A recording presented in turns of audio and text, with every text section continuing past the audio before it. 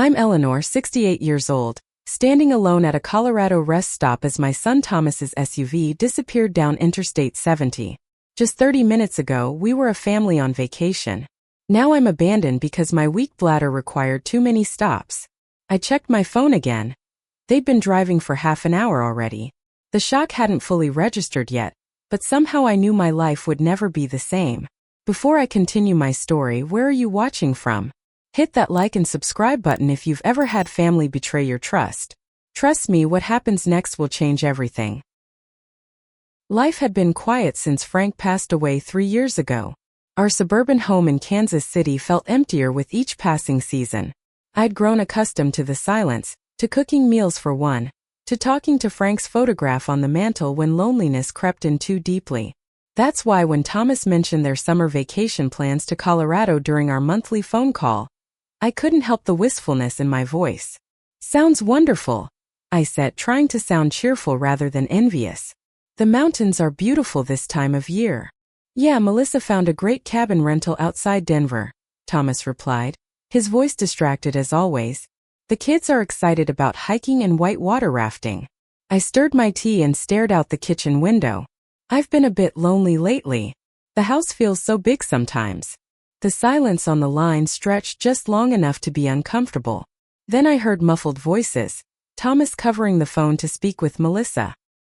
Mom, he finally said, clearing his throat. Would you like to join us? It's a 3-bedroom place, so there's space.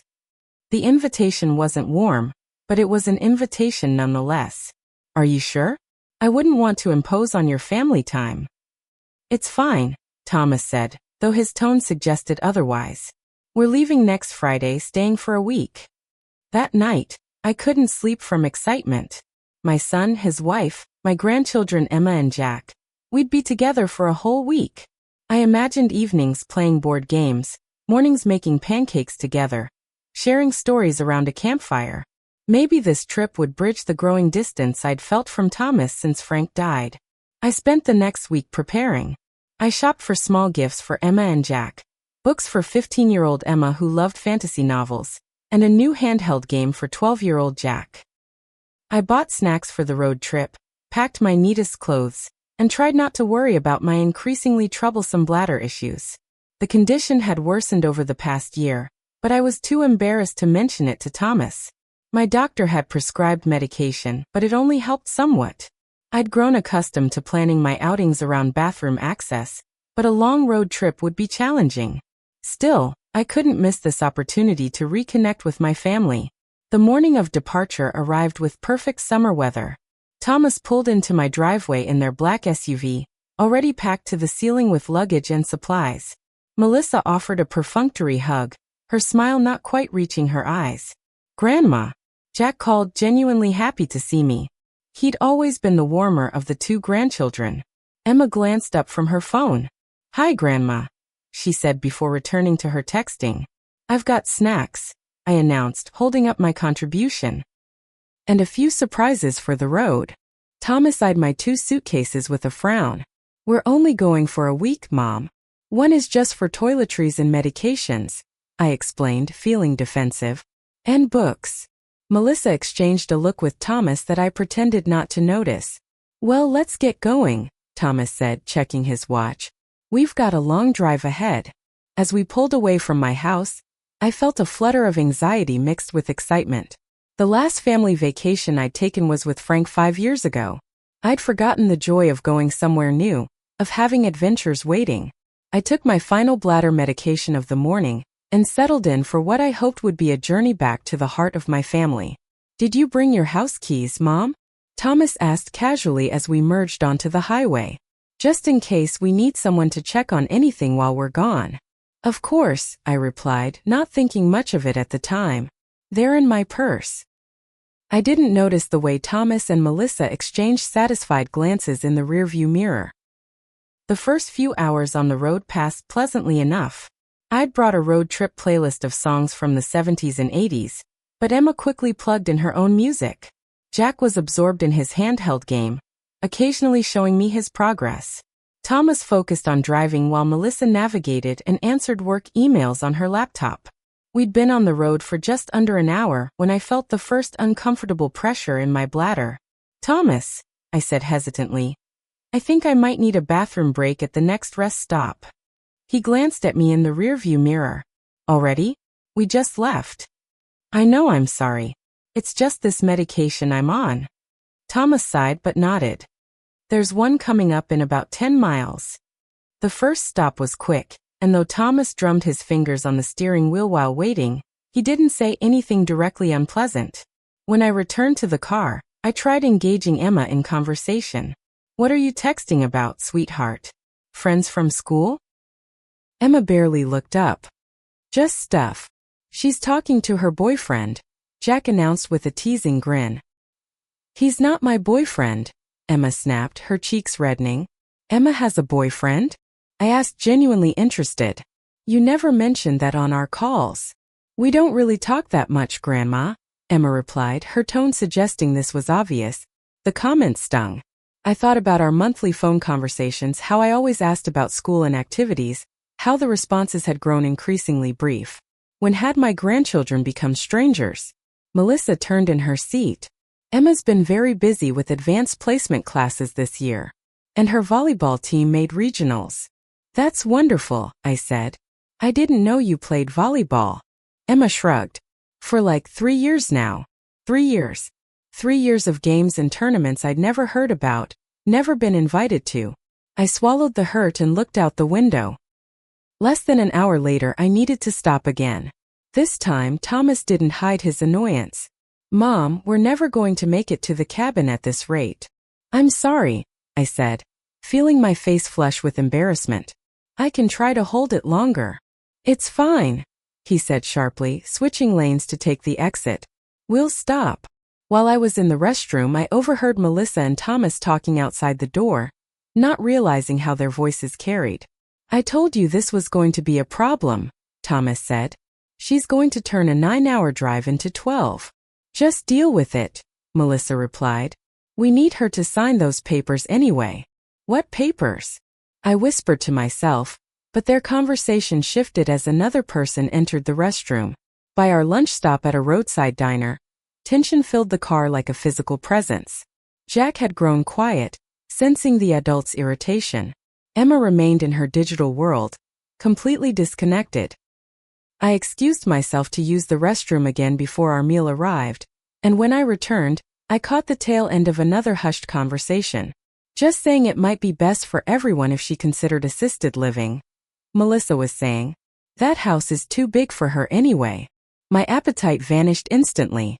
They were discussing my future as if I weren't capable of making my own decisions. As if I were already incapacitated rather than just dealing with a treatable bladder condition. The afternoon brought heavy traffic as we approached Denver, further souring Thomas's mood. My fourth bathroom request earned me not just a sigh but an actual comment. "This is ridiculous, Mom. Did you forget to take your medication or something?" "I took it," I said quietly. "Sometimes it just doesn't work as well as other days." "Well, it's adding hours to our trip," he muttered as he exited the highway again. In the bathroom, I took longer than necessary, splashing water on my face and trying to compose myself. The realization that I'd become a burden to my son was settling painfully in my chest. When had this happened? When had I transformed from mother to inconvenience? By late afternoon, crossing into Colorado, the atmosphere in the car had deteriorated completely. Emma had her earbuds in, Jack had fallen asleep, and Thomas and Melissa were exchanging terse comments about directions and traffic. I felt invisible in the back seat, a problem to be managed rather than a mother to be cherished. As we entered the higher elevations, my discomfort increased again. I tried to ignore it, to hold on longer, but eventually, I had to speak up. "Thomas, I'm very sorry, but I need to stop again. There's a rest area just ahead according to the sign." His knuckles whitened on the steering wheel. "Are you serious right now?" "Thomas," Melissa warned, nodding toward the sleeping Jack. He pulled into the rest area, parking with unnecessary force. "Fine. Everyone out. We might as well all use the facilities and get some snacks since we're stopping." Again, I hurried to the restroom, fighting back tears of humiliation. When I emerged, I saw Thomas, Melissa, and the children heading toward the small convenience store attached to the visitor's center. "I'll meet you at the car," I called, needing a moment alone to compose myself. Thomas raised his hand in acknowledgement without turning around. I sat on a bench for a few minutes, breathing deeply and watching the mountains in the distance. Despite everything, they were beautiful, majestic and eternal. I reminded myself that family tensions were temporary. We'd reach the cabin soon, settle in, and things would improve. They had to. Feeling somewhat restored, I walked back to the parking area. The spot where our black SUV had been parked was empty. First, I thought I must have confused the location. Our SUV was black, like many others in the parking lot. I walked up and down the rows, searching for Thomas's distinctive Denver Broncos bumper sticker. Nothing. They probably just moved to a different spot, I reassured myself, though an uneasy feeling was growing in my stomach. I checked my phone to call Thomas. No missed calls, no texts explaining where they'd gone. I dialed his number and listened to it ring until voicemail picked up. "Thomas, it's Mom. I'm still at the rest stop. Where did you park?" I stood in the middle of the parking lot, watching families return to their vehicles. Parents holding children's hands, teenagers carrying snacks, elderly couples supporting each other as they walked slowly back to their cars. Everyone had someone. Except me. I called Thomas again. Straight to voicemail. Then Melissa. Same result. 10 minutes passed. Then 20. I sat on a bench near the parking area, still expecting the black SUV to circle around any moment, Thomas apologizing for some misunderstanding. After 30 minutes, I checked my Maps app. According to the location history, they were now 30 miles away, continuing toward Denver. The truth crashed down on me with physical force. They had left me, deliberately abandoned me at a rest stop in a state I didn't live in, with nothing but my purse and phone. "Are you all right, ma'am?" I looked up to see a young woman in the rest area's employee uniform, concern evident on her face. My voice broke. "My son and his family. They left without me." The young woman, whose name tag read Sarah, sat beside me. "Left without you? You mean they drove off?" I nodded, too ashamed to speak. "Maybe it was a misunderstanding," she suggested. "Did you try calling them?" "Multiple times. They're not answering. And my phone app shows they're continuing on the highway." I showed her my screen, hands trembling. Sarah's expression shifted from concern to shock. I don't even know what to say. "Do you live nearby?" "Kansas City," I whispered. "Kansas City? That's states away." She touched my arm gently. "Let me help you. We should call the police." "No," I said quickly, the shame overwhelming. "No police. They're my family. There must be some explanation." Sarah clearly disagreed but respected my wishes. "At least come inside where it's cooler. You can use our office phone if your battery dies." I followed her into the staff area, feeling detached from reality. This couldn't be happening. Not to me. Not from my own son. As evening approached, my phone battery dwindled to 10%. I'd left numerous voicemails for Thomas and Melissa, each more desperate than the last. I'd even tried calling Emma and Jack, hoping one of the children would answer. Nothing. "My shift ends in 20 minutes, Sarah said, bringing me a cup of water. "But I'm not going to leave you here alone." "You've been so kind," I said. "But I'll figure something out.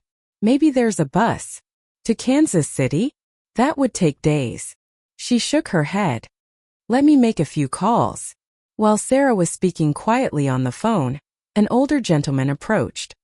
He had overheard parts of our conversation. "Excuse me, I couldn't help overhearing," he said. His weathered face and kind eyes reminded me of Frank. "Name's Bill. I'm a retired trucker. I heard you need to get to a hotel." Sarah returned, eyeing Bill cautiously. "My friend works at the Golden Hills Hotel about 20 miles east of here. They have a room available." "I'm headed that direction," Bill offered.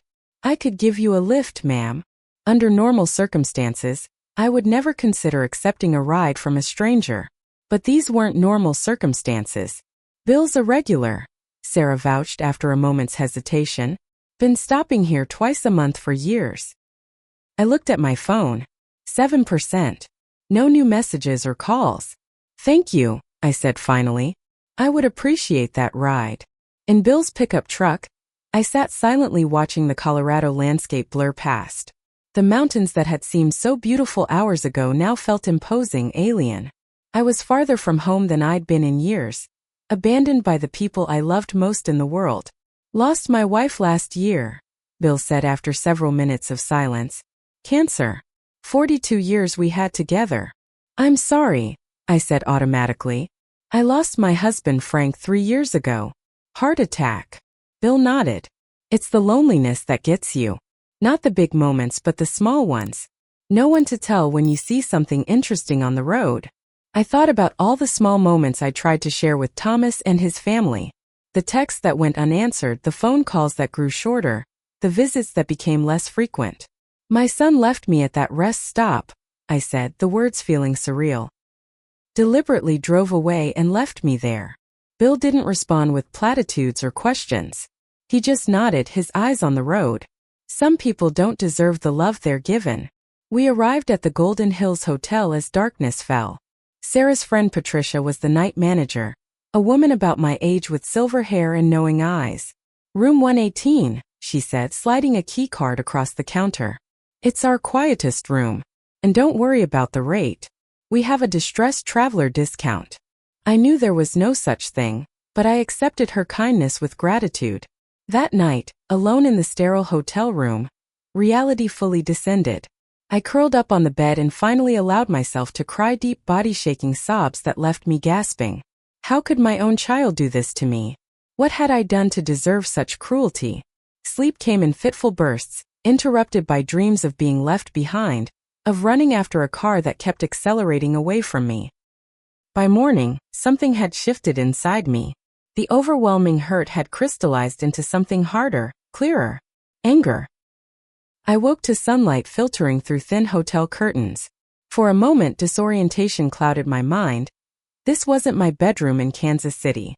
Then the events of yesterday crashed back, bringing with them a fresh wave of emotion, but different from the night before.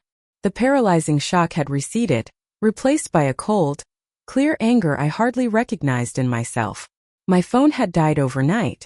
I plugged it into the hotel room charger and went to shower, letting hot water wash away the tear stains on my face. As I dressed in yesterday's clothes, I tried to formulate a plan. I needed to get home somehow, but first I needed to understand why this had happened. A knock at the door startled me. Patricia stood there holding a tray with coffee and toast. Not exactly the continental breakfast we advertise, but I thought you might not feel like coming down to the dining area. That's very thoughtful, I said, suddenly aware of how hungry I was. Patricia set the tray down and hesitated. Bill mentioned what happened. I hope you don't mind. I shook my head. I should be the one apologizing for bringing my problems to your doorstep. Nonsense. Patricia sat in the room's single chair. Something similar happened to my sister years ago. Her daughter convinced her to sell her house and move in with them. 6 months later, they moved to Florida without her, took all her money. That's terrible, I said, genuinely horrified despite my own situation. Patricia nodded. It took her years to recover financially and emotionally, but she did. She's living her best life now, actually. She fixed me with a stern look. The point is, don't let them define you. And don't let them get away with it.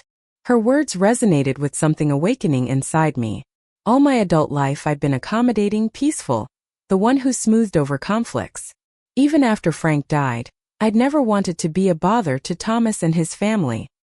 Had my desire to keep the peace enabled this betrayal? My phone's charging, I said.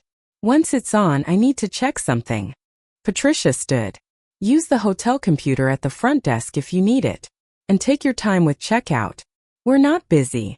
After she left, I sipped the coffee and considered my options. I had my purse with my ID, credit cards, and about $80 in cash. I had my phone now charging. I had the clothes on my back. It wasn't nothing. When my phone powered on, notifications flooded the screen. 5 missed calls from Thomas, starting around midnight. 3 voicemails. Multiple text messages. The first voicemail. Mom, call us when you get this. We had a misunderstanding. The kids thought you were getting in with us. I thought you went to the bathroom again. Call me back. The second, hours later. Mom, seriously, where are you? We're worried. Call us back immediately. The third, from early morning. Mom, we're driving back to the rest stop now. Please be there. If you get this, stay put. The text told a similar story: confusion, concern, urgency. All lies. I knew they were lies because I'd called repeatedly from the rest stop, because my location app had shown them driving steadily away, because there had been no misunderstanding. They had all walked to the store together, all returned to the car together, all driven away together. But why the sudden panic to find me? What had changed overnight? I went downstairs to the hotel lobby where Patricia showed me to the computer. Take as long as you need, she said. I logged into my email first. Nothing unusual. Then my bank account. And there it was. A mortgage on my house that I'd never taken out. 3 large withdrawals over the past 6 months that I hadn't made. And a pending transfer of $50,000 scheduled for today, requiring my signature on documents I'd never seen. With shaking hands, I clicked through to the mortgage details. The application had been submitted in my name, with an electronic signature that wasn't mine. The funds had been directed to a joint account, Thomas and Melissa's. They hadn't just abandoned me. They'd been stealing from me. I searched further and found emails in my trash folder that I'd never seen, communication from the bank about the mortgage, deleted before I could read them. Thomas had access to my email. Of course he did. I'd given it to him years ago in case of emergency. Patricia, I called, my voice surprisingly steady given the storm inside me. Do you know a good lawyer in town? By noon I had spoken with David Morris, a local attorney specializing in elder law. I'd explained my situation, forwarded the evidence of financial fraud, and set up a meeting for later that day. Patricia, I asked as I finished my call with the lawyer, is Bill still around? I hate to impose further, but I need to get back to Kansas City as soon as possible. He's having lunch at the diner next door, she replied. Said he'd be happy to drive you wherever you need to go. His schedule is his own these days. I found Bill at the diner, finishing a plate of meatloaf. When I explained what I'd discovered, his expression darkened. I can have you in Kansas City by tomorrow morning, he said without hesitation. Just need to grab my overnight bag from the motel. While waiting for Bill, I called my neighbor Rachel, one of the few people I still regularly spoke with in Kansas City. Eleanor, where are you? She exclaimed. Thomas and Melissa were looking for you this morning. Said you wandered off during your vacation and they were worried sick. My blood ran cold. Rachel, they abandoned me at a rest stop in Colorado. I'm still here. The silence on the line was deafening. What? It's a long story, but I need your help. Are they at my house now? Yes, they came back early from their trip. They're staying at your place with the kids. Another piece of the puzzle clicked into place. They had my house keys. They'd asked for them specifically before the trip. Rachel, I need you to do something for me, but don't let them know you've spoken to me. After arranging with Rachel to check on certain documents in my home office, I met with David the lawyer. He listened carefully to my story, reviewed the financial evidence I'd gathered, and outlined my options. This is clear financial exploitation, he said. And abandonment across state lines could have criminal implications. But first, let's secure your assets. We spent 2 hours making calls, freezing accounts, placing fraud alerts, documenting the timeline of events. By the time we finished, I felt both exhausted and empowered. What do you want to do about your son? David asked finally. I want my house back, I said firmly. And I want justice. As Bill and I began the long drive back to Kansas City, my phone rang. Thomas, where the hell are you? He demanded, his voice a mixture of anger and panic. For the first time in my adult life, I felt no urge to placate him, to smooth things over. I know about the mortgage, Thomas, and the withdrawals, and the transfer you needed my signature for. The silence was damning. Mom, I don't know what you think you know, but we've been worried sick. We had a misunderstanding at the rest stop dash. Stop lying. I interrupted, my voice ice cold. I called you multiple times from that rest stop. I watched your location continue down the highway on my phone. You left me there deliberately and now I know why. Mom dash. I'll be home tomorrow. We'll talk then. I hung up, feeling a strange sense of liberation. Bill glanced over with a slight smile. Good for you, he said simply. We drove through the afternoon and into the evening, stopping occasionally for food and breaks. Bill shared stories of his life on the road, his children scattered across the country, his grief after losing his wife. I told him about Frank, about our life together, about the gradual distancing of Thomas and his family after Frank's death. Frank always handled the finances, I admitted.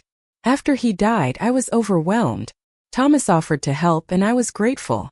I never imagined he would use that against me. People surprise you, Bill said. Sometimes badly, sometimes wonderfully. We stopped at a motel just past the Kansas border, both too tired to continue safely. As I settled into another strange bed, I realized I wasn't afraid anymore. Whatever happened tomorrow, I would face it with clear eyes and a strong heart. Rachel called as we neared Kansas City the next morning. I found what you asked for, Eleanor. The deed to your house is still in your filing cabinet. And there's mail from your bank that looks unopened. Thank you, Rachel. We'll be there in about an hour. They're still at your house. Should I call the police? I considered this. No. But could you call David Morris? His number is in my contacts. Ask him to meet us there. As Bill's truck approached my familiar street, I felt a strange calm settle over me. This was my home, purchased with Frank decades ago, filled with our memories and life together. No one had the right to take it from me, especially not the son we had raised with love in these very rooms. Bill parked his truck directly in front of my house, right behind Thomas's black SUV. For a moment I sat still, gathering my strength for what was to come. Want me to wait in the truck? Bill asked. No, I said firmly. I'd like you to come in with me if you don't mind. And David should be here soon. We walked up the front path I had carefully lined with perennials years ago. The flowers needed watering. Just 3 days away and already things were neglected. I lifted the brass knocker on my own front door and let it fall with deliberate force. Melissa opened the door, her expression shifting from annoyance to shock when she saw me. Eleanor. Oh my God, you're okay. She attempted to embrace me, but I stepped back. Where's Thomas? I asked coolly. Mom. Thomas appeared behind Melissa, relief washing over his face so convincingly that for a split second, I almost doubted myself. Almost. Thank God you're all right. We've been worried sick. I'm sure you have, I replied, stepping past them into my own home. This is my friend Bill. He drove me back from Colorado after you abandoned me at that rest stop. Thomas's face hardened. Mom, it was a misunderstanding. We thought you were Dash. In the car? No, you didn't. I set my purse down on the entryway table. The house smelled different. Melissa's scented candles burning. Unfamiliar food cooking. Where are Emma and Jack? Upstairs, Melissa said, eyeing Bill nervously. Who exactly is this man? A good Samaritan, I replied. Unlike my family. A knock at the door interrupted the tense standoff. David Morris stood there, briefcase in hand, Rachel hovering anxiously behind him. Mrs. Bennett, he inquired formally. I'm David Morris, your attorney. May I come in? Thomas's face drained of color. Attorney? Mom, what's going on? I think you know exactly what's going on, I said, leading everyone to the living room. Let's all sit down. Emma, Jack, please come downstairs. Footsteps thundered on the stairs as the children appeared, both freezing when they saw me. Jack's face crumpled instantly. Grandma, he cried, running to hug me tightly. You're okay. Dad said you got lost and they were looking for you. Emma remained on the stairs, her expression unreadable. I wasn't lost, Jack, I said gently, holding my grandson close. But we'll sort everything out now. Thomas stepped forward, his business persona taking over. Mom, I don't know what you think happened, but this is a family matter. We don't need strangers involved. He glanced pointedly at Bill and David. Actually, we do, I contradicted, motioning for David to proceed. David opened his briefcase. Mr. Bennett, we have documented evidence of financial exploitation and fraud. unauthorized mortgages on your mother's property, withdrawals from her accounts, and tampering with her mail, a federal offense. That's ridiculous, Thomas sputtered. I've been helping Mom with her finances since Dad died. Helping yourself to her finances, Bill muttered. I looked around my living room, really seeing it for the first time since entering. Suitcases lined one wall. Boxes were stacked in the corner. A laptop I didn't recognize sat open on Frank's desk. You were moving in, I realized aloud. That's why you abandoned me. You never intended to return to the cabin. This was the plan all along. Melissa stepped forward. Eleanor, you're confused. We came back to look for you. After you realized I needed to sign documents for the final transfer, I countered. The one scheduled for today. Jack looked up at me, confusion in his eyes. What's happening, Grandma? That's what I'd like to know, I said, looking directly at Thomas. Why did you leave me at that rest stop? Thomas exchanged a glance with Melissa, some silent communication passing between them. Then his shoulders slumped slightly. It wasn't planned, he said finally.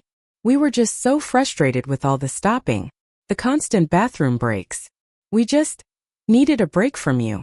A break? I repeated incredulously. You abandoned your elderly mother in another state. We were coming back. Thomas insisted. We just needed a few hours of peace to get to the cabin. Then the bank called about the transfer needing your signature in person, and we realized we had to come back for you. For my signature, I corrected. Not for me. Emma descended the final few stairs. Dad said you were going to a care facility, she said quietly. That we were doing you a favor by taking over the house because you couldn't manage anymore. I stared at my son, a stranger wearing a familiar face. Is that what you told them? Thomas had the grace to look ashamed at least. Mom, we were trying to help. You're alone in this big house. Your health is failing with all these bathroom issues. I have a treatable medical condition, I interrupted. Not dementia. Not incapacity. David cleared his throat. Mr. Bennett, I have reviewed Mrs. Bennett's financial records. The mortgage obtained in her name has been funding renovations on your own property, which has been in foreclosure proceedings. The withdrawals coincide with large deposits to your personal account. Thomas's face flushed dark red. You had no right to look into my finances. When you committed fraud using my client's identity, you made it our business, David replied calmly. Melissa began to cry, though I couldn't tell if the tears were genuine or tactical. We were desperate, she sobbed. The medical bills from Jack's surgery last year, the housing market crash affecting Thomas's real estate business. We were going to lose everything. So you decided to steal from me instead, I said flatly. Jack pulled away from me, looking betrayed as he stared at his parents. You said Grandma wanted us to live here. You said she was sick. Jack, honey, it's complicated. Melissa reached for him, but he backed away. I stood up straight, drawing on a strength I hadn't known I possessed. Here's what's going to happen. You have 24 hours to pack your things and leave my house. David will be documenting everything to ensure nothing else of mine disappears. Mom, be reasonable, Thomas pleaded. Where are we supposed to go? Our house is being foreclosed on. You should have thought of that before you abandoned me in Colorado, I replied. Before you stole from me. Before you lied to your children about me.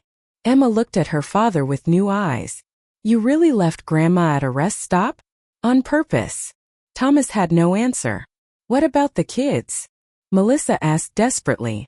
School starts next week. That's not my problem, I said, though my heart ached for my grandchildren caught in this mess. You're their parents. Figure it out. Thomas made one last attempt. Mom, please. We can work this out. Stay here with us like we planned. One big family supporting each other. Supporting me right into poverty, you mean, I corrected. No, Thomas. This ends now. David handed Thomas a document. This is a formal notice to vacate the premises by noon tomorrow. It also outlines the financial restitution required and potential criminal charges if not adhered to. You can't be serious, Thomas whispered, but his face showed he knew I was. I've never been more serious in my life, I replied. Now please start packing. I'd like some time alone in my home. As Thomas and Melissa retreated upstairs, Emma lingered. Grandma? I'm sorry. I didn't know. It's not your fault, sweetheart, I said gently. Can I still talk to you sometimes? Even after? I reached out and squeezed her hand. Of course you can. Always. Jack was openly crying now. Bill, kind soul that he was, engaged him in conversation about the handheld game he was clutching, giving the boy a moment to compose himself. After they all went upstairs to begin packing, I sat in Frank's old armchair, emotionally drained but resolute. You did well, David said quietly. Many people in your situation never find the courage to stand up to family exploitation. I almost didn't, I admitted. If they hadn't abandoned me, I might never have discovered what was happening. Sometimes, Bill offered, the worst thing that happens to you can lead to the best thing that happens for you. Looking at these two strangers who had become allies in my darkest moment, I thought perhaps he was right. The next morning dawned bright and clear, sunshine streaming through windows that had been my view for over 30 years. I'd slept in my own bed in my own home, while Thomas and his family occupied the guest rooms upstairs. The night had been tense, with muffled arguments and crying floating down the stairwell.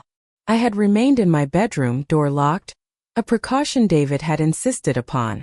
Bill had stayed at Rachel's house next door, refusing to leave until he knew I was safe. David had arranged for a locksmith to come today to change all the locks once Thomas and his family departed. I made coffee in my kitchen, savoring the familiar routine. At 8:30, footsteps on the stairs announced the beginning of the day's difficult business. Melissa appeared first, her eyes red-rimmed but her expression composed. The kids are almost ready, she said stiffly. We've packed what we can fit in the car. Where will you go? I asked, surprising myself with the question. After everything, I still worried about them. My sister's in Omaha, she replied. At least for now. Thomas came down next, carrying 2 large suitcases. He set them by the door without looking at me. The furniture upstairs, he said finally. Some of it is ours. We bought it when we were planning to. When we thought we'd be living here. David will inventory everything, I replied. If you purchased it, you can arrange to have it moved later. Thomas nodded, his jaw tight. Mom, I know you won't believe this, but we never meant for things to go this far. It started small, just borrowing against your equity to cover some emergency expenses. Then it snowballed. And abandoning me? Was that small too? He had the decency to look ashamed. That was unforgivable. I was stressed and frustrated and made a terrible decision in the moment. When we realized what we'd done, we were going to go back. But then you realized you needed my signature for the final transfer. I finished for him. Yes, he admitted. But we were genuinely worried when we couldn't find you. Worried about me, or worried about your plans falling apart? He had no answer for that. Emma and Jack came downstairs, both subdued. Jack's eyes were swollen from crying, and he clutched his game console like a lifeline. Emma carried a small backpack and her ever-present phone, though she wasn't texting for once. Grandma, Jack said, his voice breaking. I don't want to go. My heart constricted. I know, sweetheart, but you need to be with your parents. Even if they did a bad thing? He asked plaintively. How to answer that? I knelt down to his level, my knees protesting the movement. People can do bad things and still love their children very much, I said carefully. Your parents made mistakes, big ones. But they love you and Emma. That part isn't a mistake. Jack threw his arms around me, sobbing into my shoulder. I held him tight, fighting back my own tears. Emma approached next, her teenage composure cracking. Can I call you? For real, not just like before when we hardly talked. I would like that very much, I said sincerely. I'm sorry I didn't know you better, she whispered. I'm sorry I believed what they said about you being confused and sick. You're 16, I reminded her gently. It's not your job to sort out adult problems. Thomas checked his watch. We should get going if we want to reach Omaha by evening. One moment, I said. Before you leave, I need to say something. The family stood awkwardly in my living room, suitcases surrounding them like a barricade. What you did was unforgivable. I began, my voice steady. Not just the abandonment but the months of deception, the theft, the lies. You betrayed my trust in the most fundamental way possible. Thomas stared at the floor. Melissa clutched her purse strap tightly. But the worst part, I continued, is that you never just asked for help. If you were in financial trouble, why didn't you come to me honestly? I would have helped if I could. Would you have given us $200,000? Thomas asked bitterly. Maybe not, I acknowledged. But I wouldn't have left you stranded either. There's a difference between helping and being exploited. I looked at my grandchildren, their young faces etched with confusion and pain. I don't know what happens next between us, Thomas. That will depend on many things, including whether you make restitution and whether you're honest with the children from now on. What about the fraud charges? Melissa asked tremulously. That depends on your cooperation, David answered from the doorway where he'd been standing quietly. Full financial disclosure, repayment plans, and no further contact with Mrs. Bennett's accounts or mail. Thomas nodded slowly.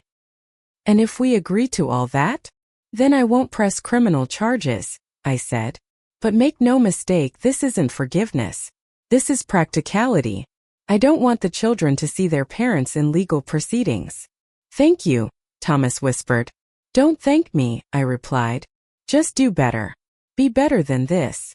The actual departure was anticlimactic after the emotional confrontation. Thomas loaded the final bags into their SUV, the same vehicle that had driven away from me at the rest stop. Emma and Jack hugged me one last time. Melissa offered a stiff nod. And then they were gone, pulling away from my house and taking with them a chapter of my life I had never anticipated. David squeezed my shoulder supportively. You did the right thing, Eleanor. It doesn't feel like a victory, I admitted. It's not, he agreed. But it is a beginning. Bill appeared from next door. All clear. I nodded, suddenly exhausted. All clear. As the locksmith arrived to change my locks, I sat in Frank's chair and allowed myself, finally, to grieve not just for the betrayal, but for the family I had thought we were, and now knew we were not. 1 week passed, then 2. September arrived with cooler mornings and the first hints of autumn. My house slowly returned to its usual order, though something fundamental had changed. The spaces felt different, cleaner somehow, as if a long festering wound had finally been lanced. Bill had returned to his home 2 states away, but he called every few days to check on me. Just making sure you're still standing tall, he'd say in his gravelly voice. Patricia from the hotel in Colorado sent a care package with local honey and a handwritten note. Remember, the best revenge is living well. Sarah from the rest stop had connected with me on social media, her youthful optimism a bright spot in my quiet days. And Rachel next door had become an even closer friend, joining me for coffee most mornings. Thomas called again. She mentioned one such morning, 3 weeks after the confrontation. What did he want? I asked, surprised by my own calm. To know if you've changed your phone number. Says the kids want to talk to you but aren't sure if you're accepting their calls. I sighed. I haven't been answering unknown numbers. Too many scam calls these days. Are you ready to talk to them? Rachel asked gently. Was I? The question had been circling in my mind. The betrayal still stung sharply, but the children, they were innocent participants in their parents' scheme. I'll call Emma today, I decided. She's old enough to understand some of what happened. Later that afternoon I did just that. Her hello was tentative, uncertain. Grandma? Is it really you? It's me, sweetheart. How are you doing? The conversation that followed was awkward at first, then gradually more natural. They were staying with their aunt, sharing a cousin's room. School had started, and Emma was adjusting to a new environment. Jack was struggling more but finding solace in his games and a new friend next door. Dad's working for Uncle Rob's construction company, she volunteered. Mom's looking for administrative jobs. I listened without commenting. Their financial situation wasn't my concern anymore, though David kept me updated on the repayment plan Thomas had agreed to. Grandma, Emma said hesitantly toward the end of our call, I've been thinking a lot about what happened, about what they did to you. That's a heavy burden for you to carry, I said. I don't understand how they could do that. Leave you there, I mean.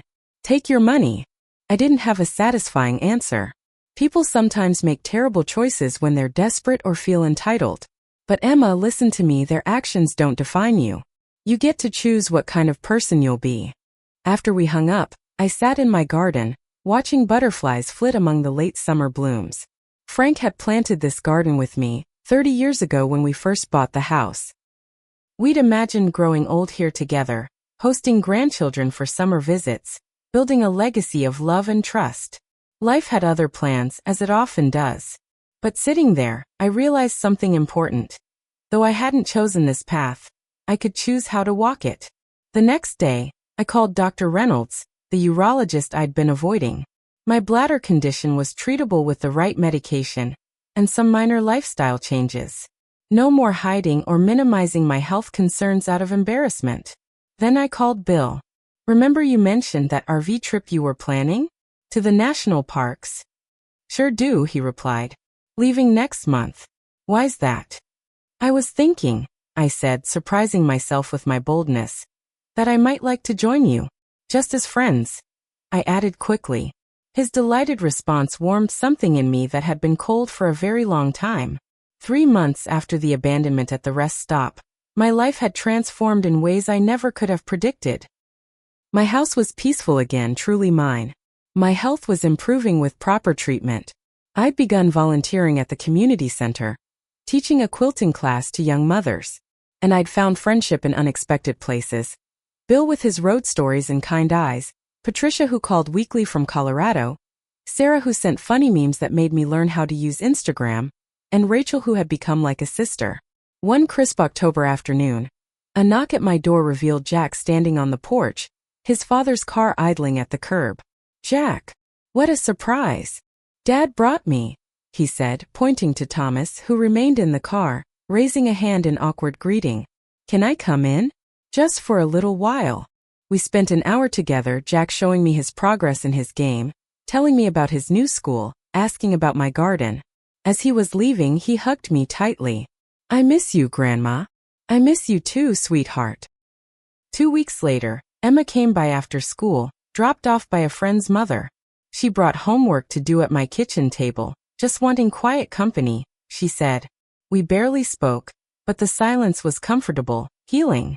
Thomas and Melissa remained at a distance, our communication limited to formal emails about the financial restitution. I wasn't ready for more, and perhaps I never would be. Some betrayals cut too deep for complete reconciliation. But with the children, there was hope. Not for the relationship we had before. That was gone. But for something new, something honest, built on clearer boundaries and genuine connection. As for me, I was discovering that life at 68 could hold more adventure and authenticity than I'd experienced in decades. The highway rest stop where my family had abandoned me had become, ironically, the starting point of a journey toward true independence. Sometimes, Bill had said, the worst thing that happens to you can lead to the best thing that happens for you. He was right. The betrayal had forced me to see clearly, to stand firmly, to begin again with truth as my foundation. I still had the house that Frank and I had made a home. But more importantly, I had built a new kind of home. One where love didn't come with conditions, where trust wasn't exploited, where I was valued for exactly who I was. Have you ever had to rebuild your life after betrayal? Has someone's cruelty ever led you to unexpected blessings? I'd love to hear your stories in the comments below. And if my journey has touched you in any way, please hit that like button and subscribe to hear more stories of resilience and renewal. Remember, it's never too late to begin again, to find your voice, and to create the life you truly deserve. Thank you for listening, and may you find strength in your own struggles.